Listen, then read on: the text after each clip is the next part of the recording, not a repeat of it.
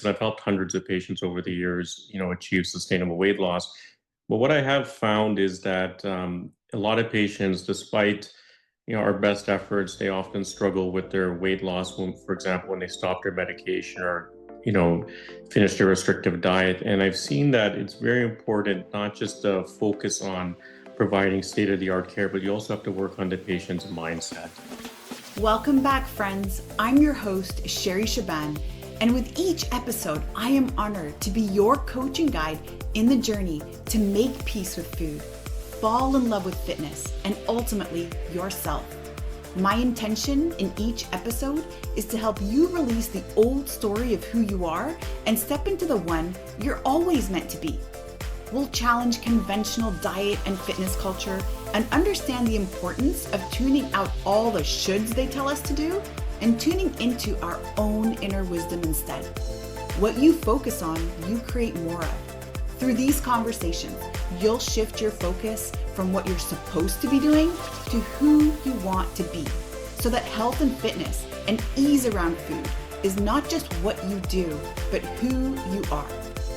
And if you find that this conversation resonates with you today, then I want to invite you to join our free Make Peace with Food Facebook community at myfoodfreedomlifestyle.com, where you can connect with me and my team directly and access all the free trainings and resources we have for you so you can regulate your nervous system and make peace with food. And then also remember to share this episode with someone who you think needs to hear this today. The links are in the show notes. All right, now let's get into it. Hey, Pavi, welcome to the show. How are you doing? Thanks for inviting me. Oh, I'm so happy you're here. And I'm going to be super honest. You already know this because when we connected, I had this conversation with you. But when I first saw you connect and want to be on the show and then noticed that you were a weight loss surgeon, I have to be honest, something in me triggered because this is a Make Peace with Food podcast, and I wasn't so sure around the angle that you were going to take. But then the moment we did connect, you blew my mind in terms of how you integrate mindset in this approach. And I also want to add that I'm not, let's say, partial towards a particular method to support somebody, because at the end of the day, it seems like we all want the same thing for our patients. We want them to end the suffering. We want them to really make peace with food in whatever strategy that looks like. But what I really love about your approach, and of course you're an author in this approach, is that you involve the mindset as well and talk about how that's such an important component even when a person is seeking out a weight loss procedure. So first of all, thank you so much for sharing the space with me, for sharing your knowledge and your expertise. And before we jump in, I think we need an intro. So tell us a little bit about you, Pavi. Thanks again. So I've grown up in the Toronto area. I've lived in the greater Toronto area my entire life. I'm a father. I have three children. I'm married also. My wife's a surgeon, so it's a busy family life. So I've been involved, I've been practicing as a surgeon. I'm entering my 17th year. I've been actively involved in weight loss management for the last 15 years, both surgical and non-surgical.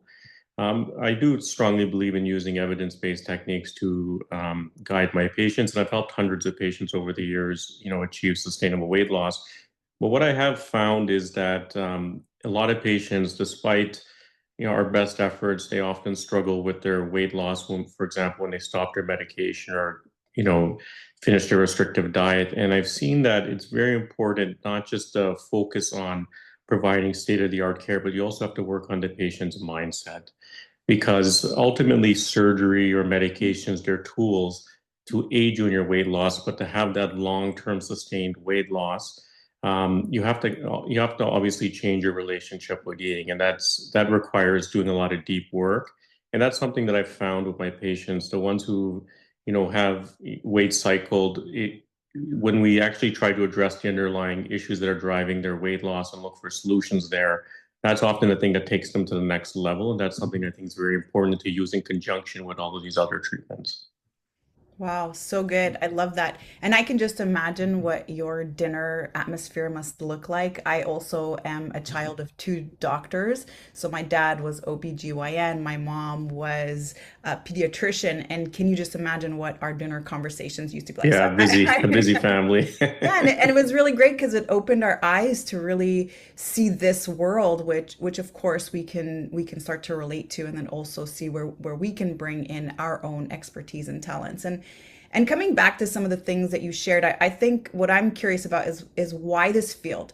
Why did you choose to work in the weight loss field? And you as a person, what inspired you in terms of this being your calling? So I think there are two main things that really drove me with helping patients to lose weight. The first thing is when you help someone lose weight or gain health through weight loss, it impacts multiple aspects of their life. So it impacts, obviously cardiovascular health, blood pressure, things of that sort. But it also improves their self-esteem, ability to participate in activities, confidence. So it impacts the person or the patient in all facets of life. So that's one of the unique things about being involved in weight loss. I also, I'm a spiritual person, so I know there's a component to the mindset and the role that our mind plays in decisions we make. And I think that that's an aspect that sometimes has not been explored enough or focused on enough in the healthcare system, understandably because of resource limitations and things. So that's another aspect that interests me about this area of medicine. Yeah. That's so interesting, and I couldn't agree more that it's not just the number on the scale, it's not just the size that a person's wearing. It's really a whole life transformation, which is when you think about it, releasing weight becomes a whole life transformation. Therefore, the method that we choose to help this person achieve that goal should also allow for a whole life transformation. It shouldn't just be trying to get them to the smallest size possible, but also that involves changing their thoughts, changing their beliefs, their relationship with food, and more importantly, their relationship with self, because this does start to play on confidence when a person negatively talks to themselves or sees themselves as unable or always will fail no matter how much they try.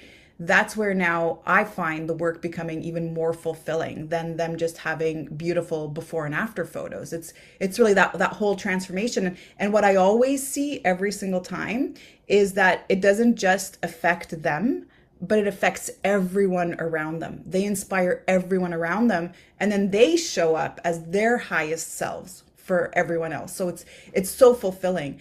And also, I feel like there's a story behind that, Pavi. I feel like you're sharing the why, and which is so important because absolutely this is what is needed. However, for you personally, what inspired you? What was that aha moment that maybe drew you to want to help people in that way? I feel like there's a story there. Yeah, so when I started my surgical training, I worked with people who, I had just a few mentors who were early adopters of, weight loss surgery. And when I would go as a young physician and I'd go to the clinics and I see the patients who had had success, and I saw sometimes they'd give to bring a card to give to the physician or give them a hug. It was a very emotional experience, and I really saw the impact that had on people's lives. I think that's one of the things that kind of drew me to this area of medicine. It's just kind of like you just touched on.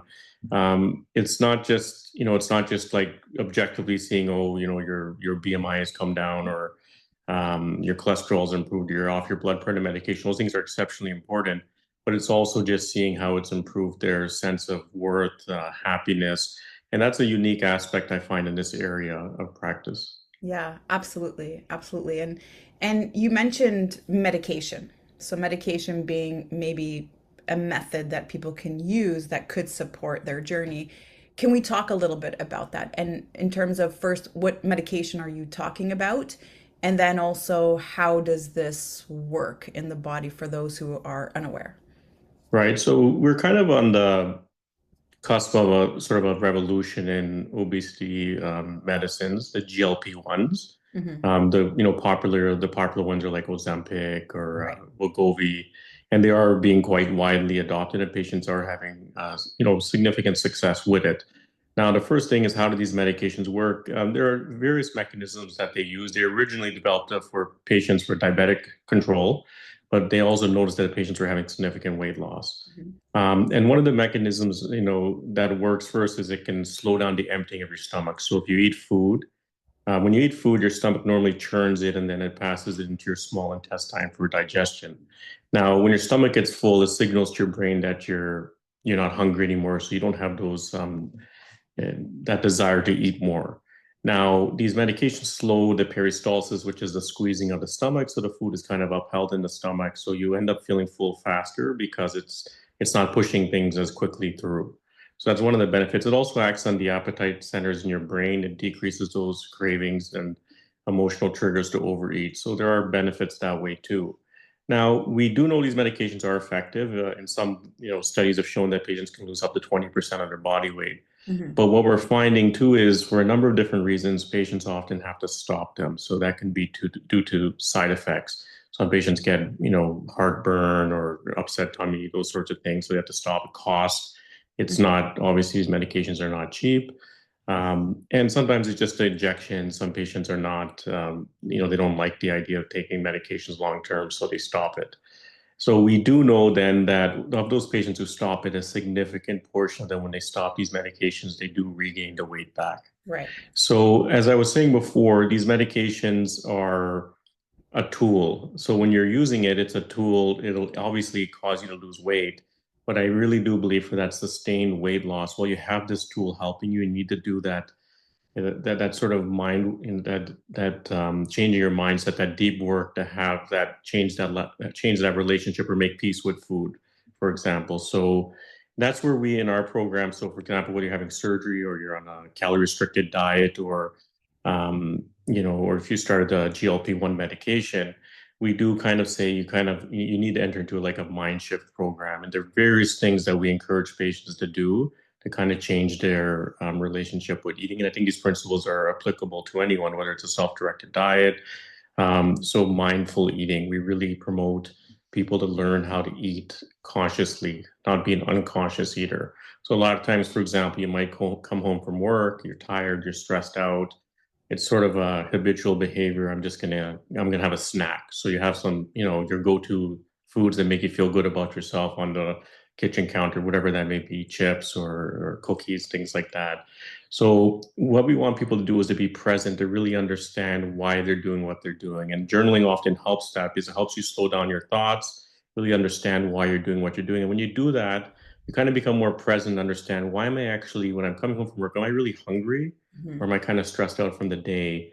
And am I eating, just because it gives me that, that immediate sense of satisfaction or some comfort that I'm looking for? So when you kind of understand why you're doing things, you can then change your behavior, or you can at least set up your environment, so that you're more likely to make better decisions. Mhm. So that's one aspect as we promote sort of mindful eating, not mindless eating. Right. Yeah. Yeah, and so many things come up for me as you're sharing, and a couple of things I want to unpack is just this idea around mindfulness, right? So when a person is an emotional eater and they have learned over time to use food to cope or to soothe with whatever emotions they're going through. And a lot of the work that I do talks about nervous system and the involvement of the nervous system and cortisol and disrupting all the hormones that lead to cravings and binging and overeating. And so how do you see interrupting that pattern? Because you can tell someone, hey, once that craving comes on or you come back from work and you're feeling super tired and you're wanting to reach for something, just stop and journal, right? What is a tool or what would it be a suggestion for you to interrupt that pattern? So I think the first step is you need to understand there's a difference between physical hunger and emotional hunger. So physical hunger is when your body needs fuel to carry out your day-to-day functions. So you'll have a gradual onset of feeling hungry over a few hours. Your last meal may have been 4 to 6 hours before. You start to feel lightheaded, low energy, you feel a heavy pit in your stomach. And often after you eat, you feel satisfied. So, whereas emotional hunger, it often hits you right away. Something has triggered that feeling in you. So, you maybe had a disagreement with somebody in the family or at work. That's right. You go to your comfort foods. And usually after you eat it, you have that sense of guilt, like, oh, I didn't really need to eat this. I wasn't hungry. So I think once you first become in tune, okay, you sense, oh, I'm feeling stressed out now. I want to eat. And this is like a behavior I learned maybe, when I was a kid, my parents, oh, you're not, have a treat, you're not Ah. feeling well, that sort of thing. So then you have to sort of almost introduce a circuit breaker. So there are different techniques you can do. Journaling obviously is not practical at any moment you start journaling. Like I encourage it daily, but it's sometimes in real time, it's not necessarily a strategy that you can introduce. But things like if you start having those feelings of emotionally triggered eating, have a glass of water. Hmm. Sometimes, just interrupting that by drinking a glass of water, those feelings will pass. Just say, oh, I'm having that feeling. You know what? I'm just going to go for a quick walk outside. Or if I'm in the office, maybe I'm going to go down to the lobby and go back up. Just interrupting that, often those feelings will pass. Hmm. I think the first step is understanding yourself, understanding what those triggers feel like to you, and then trying to stop that process.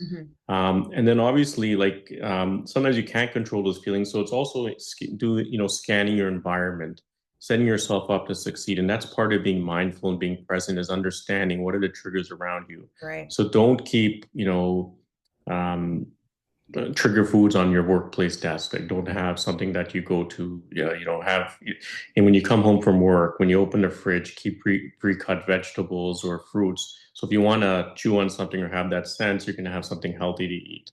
Hmm. So those are kind of, there are a whole host of different things you can do, but these are some of the simpler things that you can do to try to break those. Because all of us have those emotional triggers. You can't make them ever not go away, but you have to learn how to manage them. Yeah. Super interesting you say that because I think there's a key there, right? Understanding that you can't make them go away. So these are learned patterns, and what we want to do is create the awareness like you're talking about. And in our cultures, in our society, food is very much attached to emotions. Like you just said, coming back to a childhood memory where mom rewarded you because you did great or had a bad day and rewarded you with something sweet. And so that becomes a habituated pattern. And if you think about it, funerals, we gather around food. When it's, let's say, that weekly family lunch, we gather around food. When it's weddings, there's so many occasions in which we gather around food, and food is a form of connection. And so we just have to become aware of that. And if we're aware of it, that's where we can start to unpack this pattern. And something I also offer to people is that you may miss the loop. It may happen. You may come home. You may find yourself binging or emotionally eating. But what you can still do is journal after the fact, like, and then watch the whole thing play out like a movie. So okay, I came home, these were my thoughts, these were my emotions, and this happened. And even though you may have missed that episode and you weren't able to interrupt it, the fact that you're able to watch it and see it gives you more information on what to do the next time. And it's this thing that slowly dissolves over time, which is also what is very different around what we expect generally from diet culture, which is that things happen overnight and you should lose 1 million pounds within a week. But instead, when you're noticing behavior change, it's something that's becoming diluted over time versus just suddenly abruptly stopping overnight. Yeah, and I think what happens sometimes is when people decide they want to lose weight, they get fixated on the scale. Yes. Mhm. And I think we try to stress in our clinic the importance of non-scale victories. Right. Because first of all, sometimes the scale doesn't necessarily reflect what's going on internally, Mhm. psychologically, and inside your body. So sometimes they can lag all the health improvements you're having. But also, it becomes unhealthy if you start checking your weight every single day. And if you're not losing it at the pace that you were expecting, you start telling yourself, oh, it's going to be like every other time. What's the point? I'm just going to give up. And so, what I encourage people to do is to be process oriented. I Yes. judge success by the process. And it's often what athletes talk about. They say, they'll ask him, "Are you nervous about the game?" They'll say no, and they'll say, "Why are you not nervous?" Because I know I did everything I needed to do to prepare for the game. So if you go in with the mindset that I'm gonna meal prepare on Sunday. I'm gonna have a meal plan, do meal prep on Sunday. I'm going to, do an environmental scan weekly to ensure I don't have food triggers around me. I'm going to do my affirmations. I'm going to do calming meditation. I'm going to optimize my sleep environment. If you do those things day in, day out, what I tell patients is that that's what you can control. So that's what you should focus on. And ultimately, if you do those things day in, day out, the results will come. Right. And so as long as you know the success is judged by the fact that I did the best I could, given, the circumstances I'm dealing with, to me, that's a success. Hmm. And on average, if you do that, you will see results. It will obviously vary by person, but to me, that's how I gauge success. Right. Yeah. So good. I love that you Beyond say that. beyond beyond weight loss, just life Yeah. in general. Like I Yeah. think it's applicable. Yeah.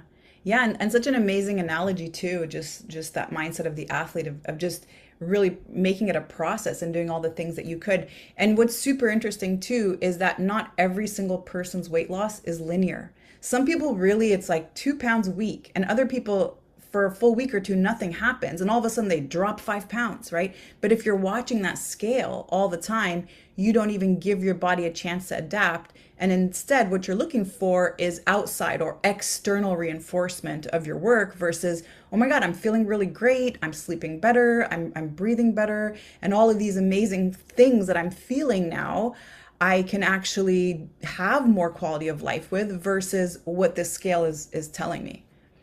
Yeah, and weight loss plateaus can be very stressful Hmm. when they occur. Yes. As you said, for a lot of people, weight loss is like you'll have this, when you start something new, you may have an accelerated drop, and then you hit this sort of, sometimes it can be very long. A long plateau can Plateau. be 2 or 3 months. Right.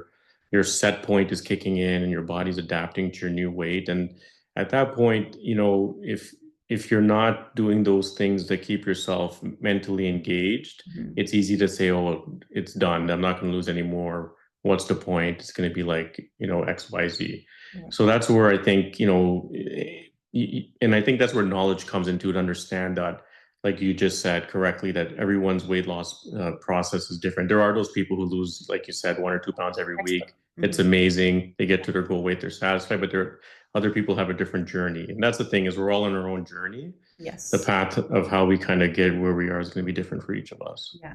Yeah. And that's the important part of bringing in patience, right? It's one of the things, first thing I teach when a person starts the Make Peace with Food program is just the energies of health. And one of them is being patient and having inspired action, which also means ditch the scale and just be patient and get into your body and then see what happens over time. And why it's so important that all these changes that you're making, these new habits, are sustainable, because then you can be patient. If it's something that you can endure for a long time and it actually fits your life and you enjoy doing it, this is something that will be sustainable for you.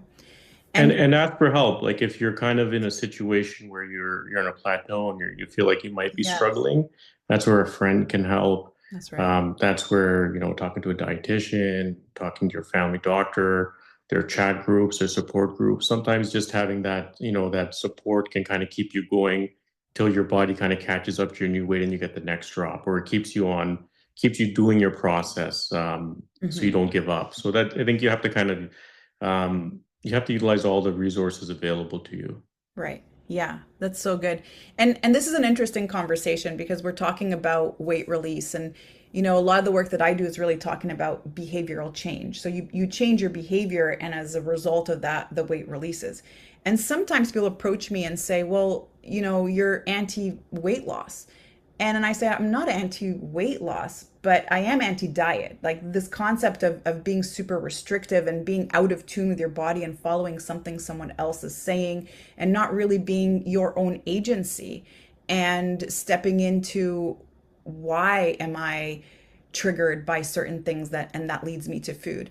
And so I love this conversation because, let's face it, at the end of the day, when we look at health, optimal health, and we look at it globally, we need to consider diabetes, and we need to consider hypertension, and we need to consider high cholesterol, and all these things that do take away from quality of life. So there is merit in that.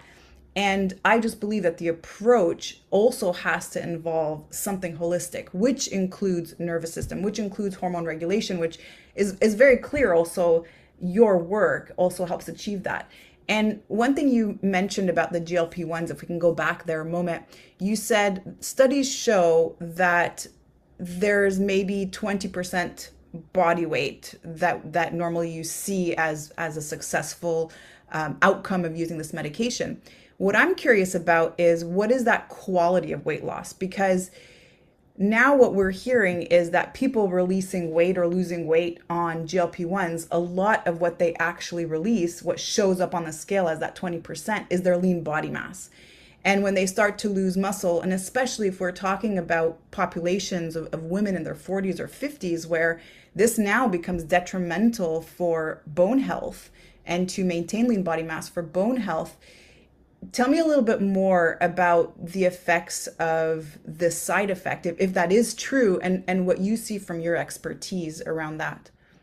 Yeah, so I think so when we talk about weight loss, obviously we want to lose more of the fatty tissue than muscle mass because muscle mass is important to be a healthy person, a functional person.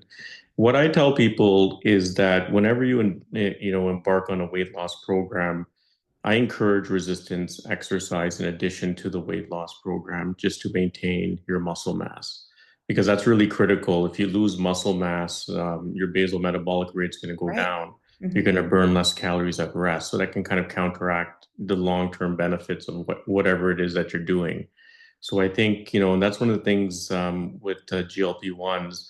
It's a tool to aid you in weight loss, but in my opinion, you have to do the other things in addition to it. So you have to do the resistance exercise to maintain your lean body mass, in addition to obviously the benefits of the medication, and in addition to the mindset exercises such as we talked about journaling, meditation, those sorts of things. Hmm. Hmm. Do you see this as a long-term solution, or do you see GLP-1 as this temporary, let's say, crutch that a person can use as they start to work on some of the other things? I think every patient's different, just like I think there's unique weight loss solutions for patients. Some things work better for some patients than others. So there probably are a subset of patients who will need to be on it long term, but they still have to do those other things, I think, to get the full benefit.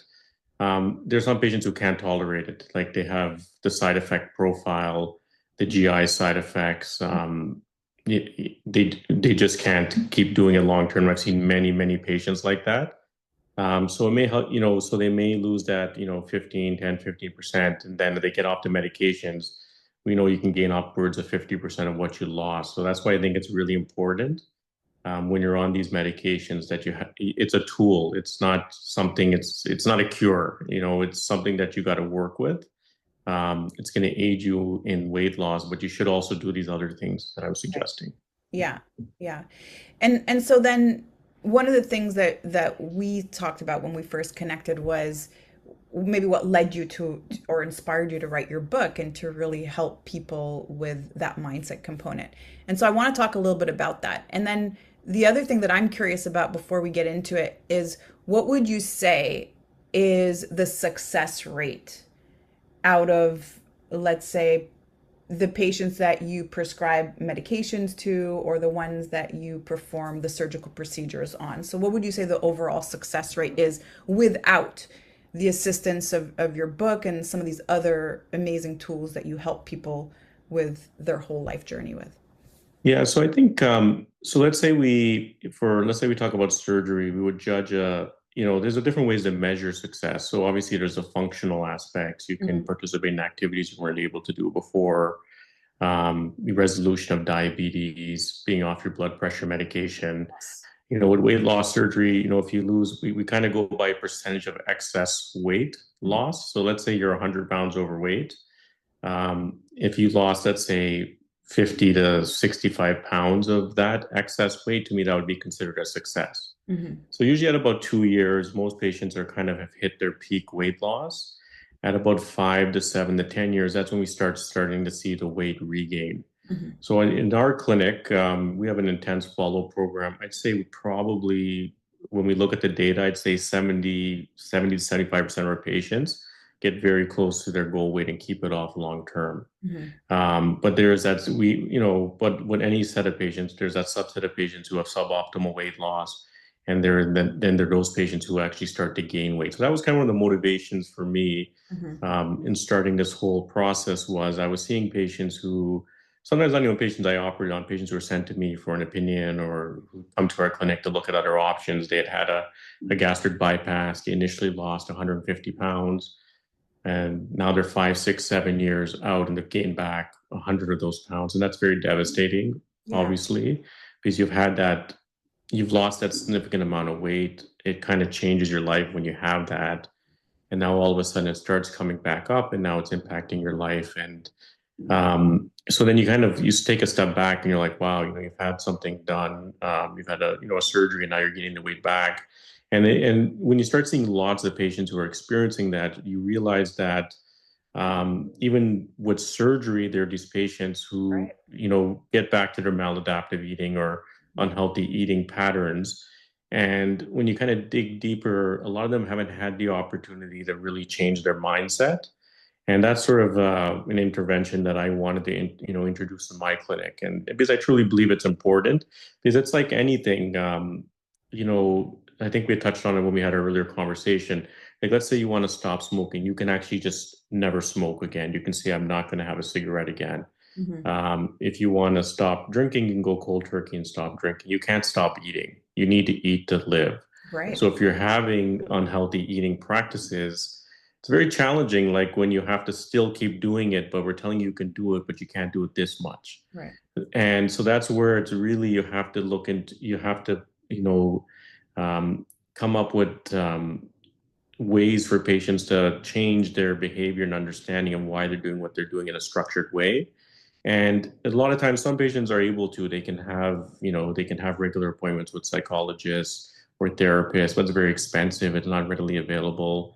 On a population level, it'd be very difficult to provide that to everyone. So I sort of looked at the things when I talked to patients who were successful. I'd ask them, "What do you think were the things that helped you?" A lot of times, patients are the ones who gave me the ideas. They were like, "Well, Hmm. I read about journaling. I was doing it. It made me accountable to myself. I was getting a better understanding. I found meditation helped me calm myself. If I knew I was going to go into a socially stressful situation, a wedding party or something, I was going to see people I haven't seen in a while. I'm going to find it very stressful. It's Thanksgiving. I'm just going to eat a lot. It's just a way to kind of, it's just something that I've done, but now I know that that's something I'm doing. I'm aware of it. I've made a plan when I'm in those situations. This is what I'm going to do. Hmm. So, you get these just by talking to patients, you see how on their own, they've developed strategies to kind of manage, situations or feelings. And so ultimately my patients were the source of a lot of this information. And then I kind of put it together. I tried to put it in a structured, easy to use way, so that patients can kind of utilize these approaches in their own life, at their own pace and their own way. Hmm. Yeah, so good. So good. And it's super interesting what you say. I would say 25% of the clients that I work with have had some sort of previous intervention, whether that was gastric bypass, or the balloon put, and then even were on the GLP-1 medications and were successful while they were on it. But for whatever reason, the moment they had to come off of it, they saw the weight come back. And so it's so powerful to be able to offer as well this in conjunction with what you do. And so tell us a little bit more about Shift Your Mind to Shift Your Weight, the book that you've authored, and tell us more about the tools that could be practical, maybe even sharing one right now that could support somebody who's listening. Right. So I think sometimes one of the things patients who have weight cycling, I mean, they've lost weight, gained it back, or quote unquote, the yo-yo dieting, is that they've done a lot of different things, whether it be Jenny Craig, Weight Watchers, GLP-1, and they've had that initial weight loss and then they gain it back, either when they stop the diet program or they have to stop the medication. And then they develop a negative mindset. Not everyone, but some people, well, what's the point? I'm just not going to do this anymore. It's too traumatizing. People see me lose weight and I gain it back, and they kind of, inside their minds, they think, oh, they're thinking things about me. So, I think part of making change in your life is you have to change you have to become more optimistic to have lasting change. And sometimes when you've done a lot of things, you haven't had the success, it's easy to become quote unquote negative. Mhm. And so one of the things I think that I've found is helpful, both not just in the weight loss arena, but in any aspect of your life, is affirmations. Mhm. I know some people would say, "Oh, it sounds kind of, new age or something," but it's not really. You actually, what you think determines the choices you make, and the choices you make determine your life. So you have to actually, affirmations, if you do them regularly, they actually start to cloud out those negative thoughts. And affirmations they need to align with your personal values, but they also need to be present. It's not something in the future. It's not a wish. It's something that kind of says like, uh, I am a happy person. I am a confident person. I am doing the things that I need to do daily to live to be the best version of myself, for example. When you do those things day in, day out, and initially you may not see it, but if you keep doing it day in, day out, stick to the process, it will change how you perceive yourself and how you think. And if you approach life from a positive mindset, it does. I think it becomes easier to be more present. It becomes easier to make the right choices. Mhm. Yeah. So good. And honestly, Pavi, we do affirmations all day long anyways. We're making affirmation. We don't even realize it. We call it affirmations. And the moment I ask someone, what's an affirmation? They're like, oh, it's this positive thing that I say so that I can believe in myself and be more positive. And the truth is, affirmations work whether it's positive or negative. Whatever you say, I after I am essentially becomes your thoughts, and then that drives your actions and eventually your behaviors.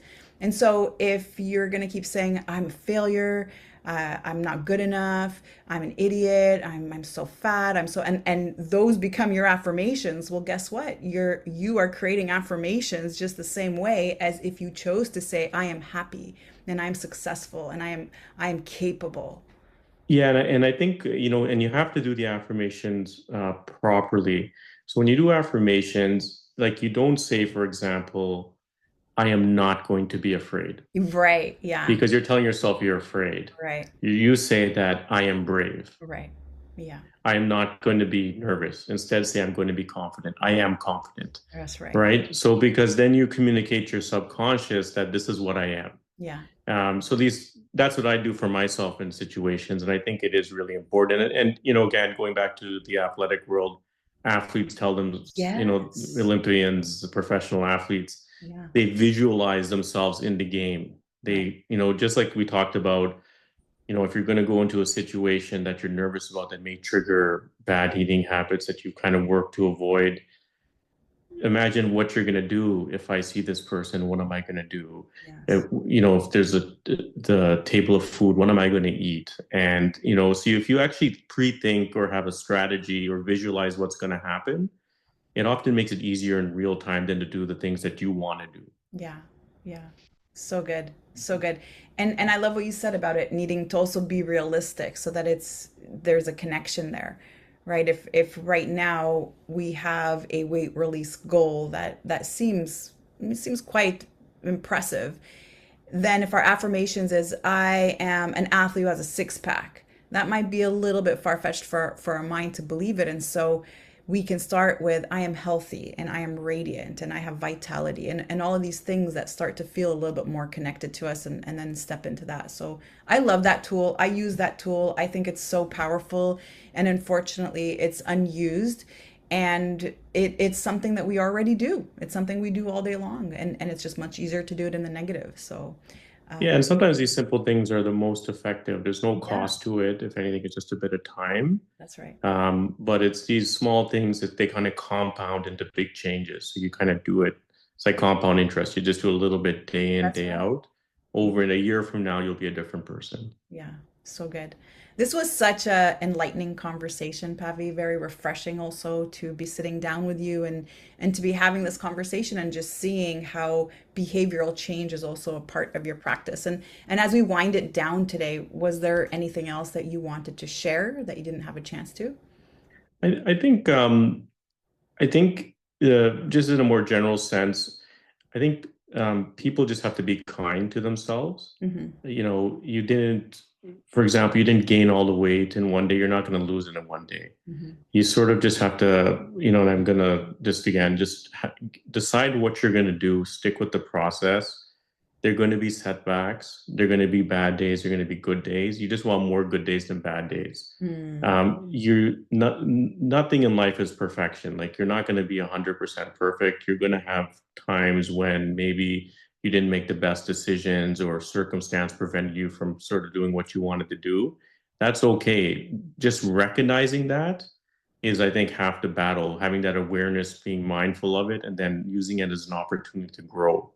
And I think that if you're kind to yourself, like you talked about being patient with yourself, if you do those things, I think you're more likely to keep with the changes that you're trying to make in your life than saying, oh, I had a bad day, I'm done. And I think that that's what I would stress to people. Oh, so good. I love that. What a beautiful way to wind it down today. And then how can people hear more about you and learn more about you? Where can they go to grab your book? You can go to Amazon or Indigo. Shift Your Mind to Shift Your Weight. It's in the Kindle version if you want to read it on your Kindle reader, or you can order a paperback. Yeah, it was a pleasure talking to you today. I really enjoyed this. Thanks. Same here. We'll definitely have to reconnect soon. For sure. Hope you have a good day. Thanks for listening to this episode. Whether you're already on your wellness journey or just getting started, we're in this together. If this has resonated with you today, I want to invite you to subscribe to the show so you never miss a beat. And if you know someone who could benefit from this conversation, then please share this episode with them. Let's work together to help as many people as possible make peace with food and fall in love with fitness. And also, don't forget to visit myfoodfreedomlifestyle.com to join the free Facebook group for more resources. Remember, you are an inspiration. I can't wait to hear your story. See you next time.